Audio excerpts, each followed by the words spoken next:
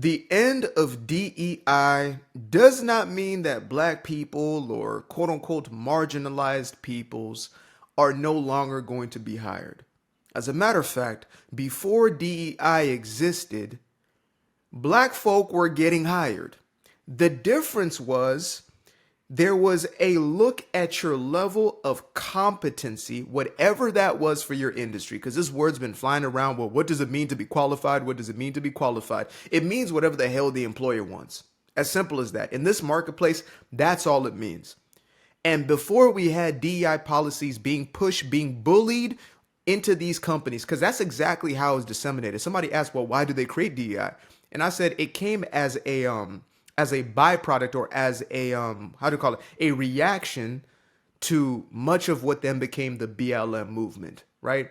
I don't know if y'all remember, but there was a time where there was a dude in office who was supposedly the first president for black people because he was black, who ended up doing absolutely nothing for black folk, but nevertheless he sparked a lot of racial tension, or at least conversation that was rooted around race. And I'm not just talking about the conversation around him.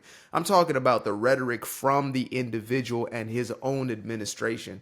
There was a focus on the subject of race. And after that, we then had these pushes towards, I guess more messaging in the media around race.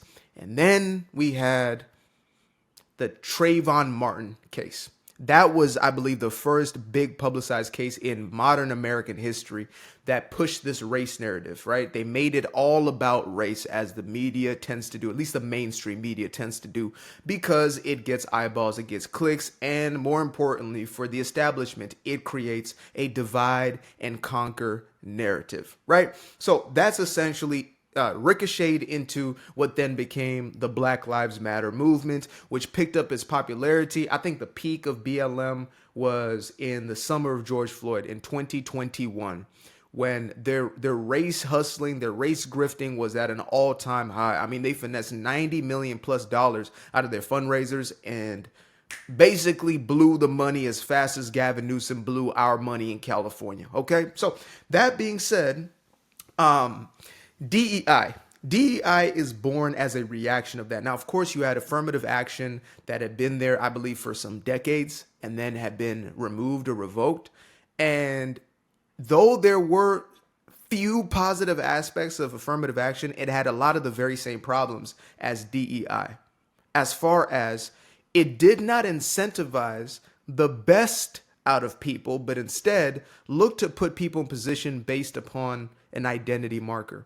The reason I believe DI is even worse is because those identity groups have just like swollen into, no pun intended, swollen into everything from being black or being a person of color to being obese, right? All these people are the quote unquote oppressed groups.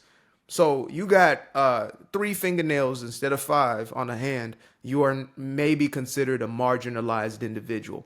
And so when you are now applying for a job or you're getting into quote unquote higher education, AKA higher indoctrination, you find yourself getting into a position that you weren't necessarily suited for. I'm not saying you're not smart enough for, because I think this is where the insult comes in, or the triggering aspect comes in for a lot of people with this subject.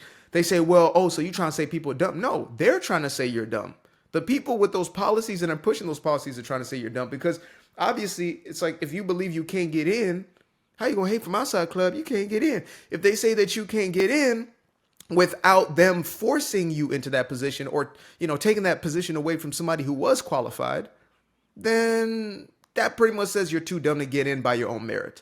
And so what started to happen, which is a direct, I guess, contrast to pre or Jim Crow era, where you have black folk literally having to work twice as hard. During that time, literally having to work twice as hard, and so they became twice as competent. You now had schools with less resources, etc., where people were thriving. Look up the story of the Golden 13, right?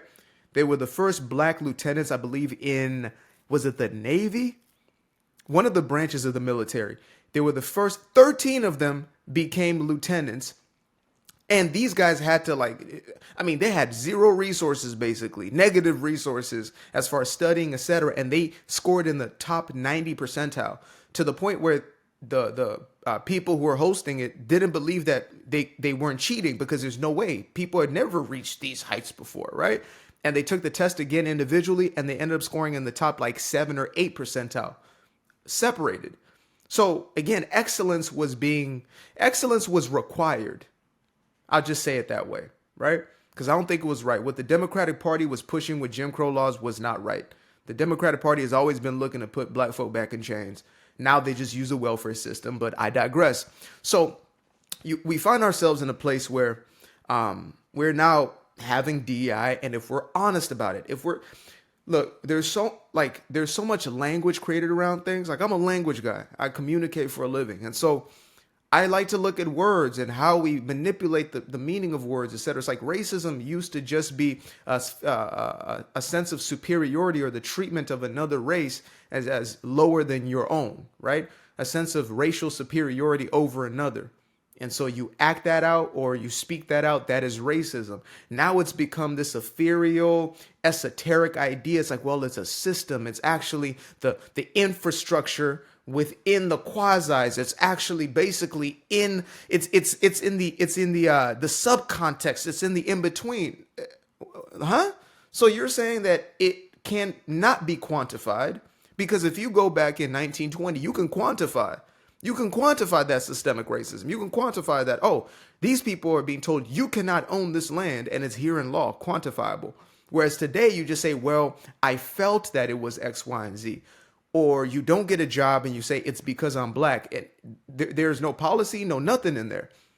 You take it off of raw assumption, and that's a dangerous place to be, but I digress. So DEI policies, when we're being honest about them, they say that we have to give the upper hand to the so-called whoever we perceive as being the marginalized or the oppressed groups of individuals, right? This is the far left Marxist ideology. They're trying to create this synthetic fairness, this synthetic equity and inclusion, right? And so they want everybody to start off in the same place. And so they will take somebody who's a C student and prop them up with the A student, not understanding that you're actually hurting these individuals. You're taking away from their ability to be excellent and be genuinely competent in whatever they're doing. Mind you, competence doesn't mean I got a degree, because that's one thing that I hear too much of. Well, we got more degrees, like black women got more degrees. And look, getting a degree is, in this day and age, it's kind of like saying like I went through a certification course or something like that, right? Because they can just push you through, or it doesn't necessarily it never equates to experience. I would rather take, as a business owner, and I ran a marketing company for 7 years, I would rather take somebody who's done the job than somebody who has a degree for the job. 10 times out of 10. Somebody who can do the job well, right? Because if you got the degree, I'm going to still have to train you on how to do the actual work. You're going to have to get hands-on experience. You're going to have to actually, get involved in the trade, where when you were in college, that wasn't necessarily the case. You might understand the theoretical, but things are always changing. It's like marketing specifically. Marketing changes so fast, and there's so many different adaptations, and there's new applications, etc., that by the time you start and end your course, you're 4 years down the road, 5 years down the road, you come to me to get a job. You don't know half the shit that we're doing in this industry. Like, you don't know what's going on. You don't. I'm going to have to teach you all of this stuff. And so it's going to be an extra burden. Whereas there might be a kid who has been using these apps, 16, 17 years old. Maybe they were able to get a client or two. Maybe they're able to do this or that, or grow their accounts, or whatever it is. They can show me that. All right, beautiful. You obviously have an understanding of these tools. And so instead of incentivizing that person, we now incentivize this one. And we give them these false markers of competence. False markers of competence. It's like building up the confidence of a kid who is getting 7th place out of 10 people and telling them they're so great and they're so excellent, which, again, I'm not saying you shouldn't build them up, but what I'm saying is you can't lie to them and expect them to actually improve. Instead, you have to go to them and say, look, you're not yet ready, or you're in 7th place because you don't have the mechanics, you don't have the tools, or even this might not be the sport for you. This might not be the space for you. There was a point I had to realize at 5'0", like, bruh, you're not about to be in the damn NBA for nothing. So the hoop dreams that you have, and you're not even going as hard as you can be. You're not practicing as hard as the other players, let alone, being the actual size for the game that would, be conducive for you as opposed to making it a struggle.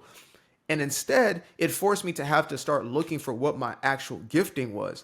Imagine if I just spent the rest of my life trying to be a hooper, but I love hoops so much. I love basketball. Basketball is my life. Woo, woo, woo, woo, right? Okay. And these are tough conversations to have. These are uncoddled conversations to have, right? DEI has completely backfired, especially on the organizations that have rolled DEI out because of the pressures. Guys, there was legitimate pressure. There were lawsuits that were being formulated to say if you do not, people were being bullied. It's like Al Sharpton, his entire career has been constituted of race hoaxes, as well as standing outside of buildings and protesting companies to say, if you don't put this, this, and this, these demands, mafia style, if you don't do this, then we're going to bring, these institutions to come and essentially get you. And people are deeply afraid of that. Or we're just going to put out stories of how racist you are as an organization, etc. That is bullying. That's how a lot of these policies got pushed and rolled out. That's why now we're seeing so many of them getting rolled back. And there's a guy named Robbie Starbuck, and he goes around, essentially breaking down the economics of DEI and speaking to some of these executives to be like, yo, this is actually ruining your company. Do you even know what they're teaching? And some of the executives have never even seen the curriculums that their employees are getting. But they've been seeing that it's been adverse effects, even in what it's supposed to do, which is to make race relations better, to make inclusivity, etc., better. Instead, it's made for more hostile workplaces between damn near everybody. So it's done worse on the social part and on the financial aspect. And so you have these executives for the first time reading Ibrahim Kendi's goddamn How Not to Be Racist and reading this, and I'm going to call it what it is because this is what his own people say. It's not very well written. This man had $40 million given to him, 10 million of that given by Jack Dorsey alone. Put a square on your back. I'm like, Jack Dorsey. Shout out to Kendrick. You have this dude who gets $40 million for writing a subpar book and essentially inflaming racial tensions. That was the byproduct of that. I'm telling y'all, folks, DEI does not help the people it purports to help. And the end of it does not mean the end of black folk getting hired, right? Excellence is always going to get you work, even in a bad economy. But most people don't know what the hell excellence looks like. Like, think about Michael Jordan, right? Michael Jordan is excellence. Michael Jordan would be, okay, if the NBA was still all white and a Michael Jordan existed, they would have to have him in the league.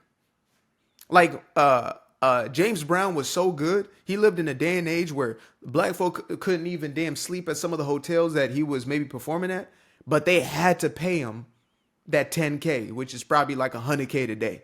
They had to give him that check. He became the wealthiest man, multiple private jets, multiple business, this and that, at a time where supposedly we didn't have nothing, right? This man was so excellent. He was so good at what he did. He had given himself to his craft so completely that even the people who wanted to look at him skew-faced looked at him with a big-ass smile and gave him a check. And in this day and age where we are, where it's not only we have the equity, but some people are propped up higher than they need to be simply because of their identity. If you're not taking advantage of what you have in front of you, it's your own damn fault. I'm going to put it that way. There's no other light way to put it. If you are not taking advantage of the opportunities you have presented to you, that you can create for yourself, because we're always looking at somebody else to do it, right? And of course, we're programmed that way. We're conditioned to believe that somebody else is supposed to give me a job, they're supposed to give me this, they're supposed to give me that, instead of having an ingenuitive mind, instead of thinking to myself, okay, what can I do? What can I build? How can I create? And even if it is to get in a company, it's like, all right, then let me learn how to code. Let me learn how to build my own app. If you come to Apple and you show them your application, an app that you built, rather than your job application, see what I did there? You're going to have a greater chance of getting into that company, showing them what you produced, as opposed to, showing them what you did in school. I guarantee it. Oh, I know these softwares. Instead of telling them what you know, show them what you know. and you're going to be more likely than anybody else to get yourself that job. You go into a company, a sales company, a company that sells something, and you give them these ideas of how to sell their product. We can do X, Y, and Z to sell your product. Instead of saying, well, here's my resume, this is why you should pay me. If you could show that you can be of value, again, I know this ain't language for the lazy folk. This is not language for somebody who just wants to, wants to do bare minimum. So it's not going to translate to you. But for those who want more out of their life, this is going to make a lot of sense to you. Excellence always wins. What is excellence? Excellence is doing your very best at the thing you're very best at. That's how I see it. Like if you're trying to be something that you're not, maybe you can never reach excellence. I can never be an excellent linebacker. You understand me? I can never be not in the NFL. I can never be an excellent linebacker, period. I might be an excellent running back or something like that, but not a linebacker. That ain't gonna be it. I may be a lot of things that I can be extremely good at. Even marketing, I looked at, I said, look, I can be very good at marketing. I be extremely good at marketing, but there's nothing on this earth that I do better than communication. There's nothing on this earth that I do better than being able to articulate a message, right? Being able to recall information, process information, and to deliver it in a certain way. That's my God-given gifting. Somebody else who's on that field right now tries to do what I do, and it's not going to hit the same, right? I try to do what they do, it's not going to hit the same. And so finding our gifting is going to be the most valuable thing that we can do. And of course, yes, you're going to have your jobs along the way or whatever it is, right? Carry that mentality. Like Terry Crews was talking about this when, he finally got cut from the football team, etc. He had these NFL dreams, but he had always said, if I don't make, I'm going to go to Hollywood and make movies. And his wifey, who has just been 10 toes their entire lives, basically their entire adult lives, she said, okay, let's go to Hollywood then. Let's make it happen. He was in a depression. He was in a funk. He couldn't believe he felt like a failure. They ended up going to LA. Obviously, you're not just going to walk into a movie set. And so he picked up a job as a janitor. And he said at first he was miserable. He's resentful, etc. But one day he said, okay, what if you treated this floor as if you were being paid $1 million every single day? How would you sweep this floor? And he started with that mentality. He said every day he was fulfilled. And he would take a little bit of money, $40 home, whatever it was a day. And he would give, most of it to his wife and keep like $5 or whatever it was so she could take care of the household. And he just went out there and worked. Eventually he ended up getting a bodyguard job. After getting that bodyguard job on different movie sets and stuff like that, he's brought onto the set of a movie called, God, how am I forgetting the damn? Come on. Denzel, come on. King Kong ain't got nothing on me. How am I forgetting the damn movie? Look at that. Hold up, folks. Y'all gonna have to wait with me. Somebody already said the damn movie right now. You already know the Terry Crews story. Come on, Crooked Police Officer. What's the damn movie? Look, they got every equalizer. God damn. Denzel, you just got too many good movies. This is excellence right here. Come on, King Kong ain't got on me. What is it? Ain't got on me. What is that damn movie? Training Day. Damn. Okay, Training Day. So Terry Crews is one of the bodyguards on the set of Training Day. And he's standing there, doing his thing, acting as if he's being paid $1 million to do this damn security job on 10. And one of the directors, or I guess the director on set, looks over at him and he says, hey, you, big dog, like, do you want to be in the scene we're about to film? And Terry's like, what? Like, seriously? He's like, yeah, you're the perfect look, etc. Do you want to be in the scene? And he says, of course, steps in front of that camera. And Terry has 0 lines, but he's standing there like this. He got this look on his face, and that ends up becoming the most iconic scene in one of the most iconic movies of all time.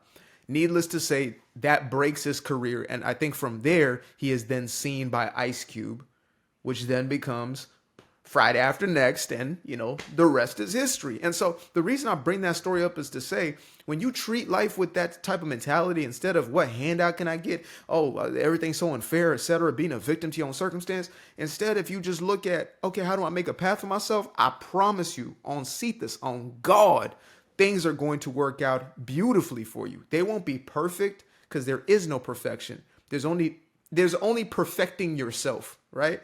You get better and better and better at whatever you're doing. But even just the mentality switch, which I believe is key.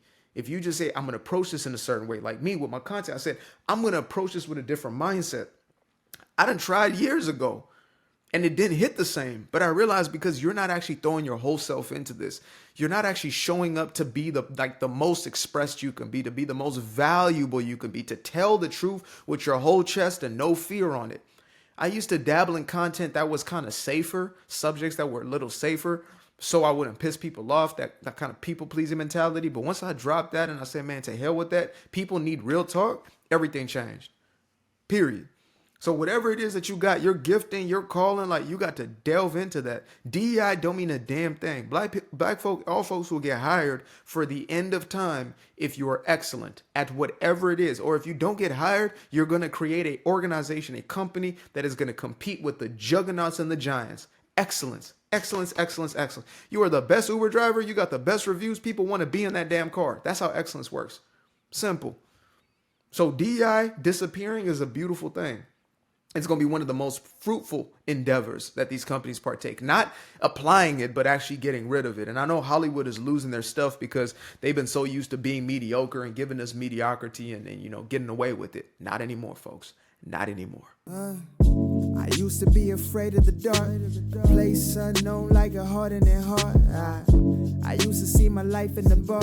Now the kids unchained, every shackle is lost. 2 steps in the moonlight, 2 step in the daytime. You just know when it feel right. You got a feeling the time's not. See you through those shades that I just threw on. Through my lenses, you just can't do no wrong. I fell in love with myself again. I fell in love with myself.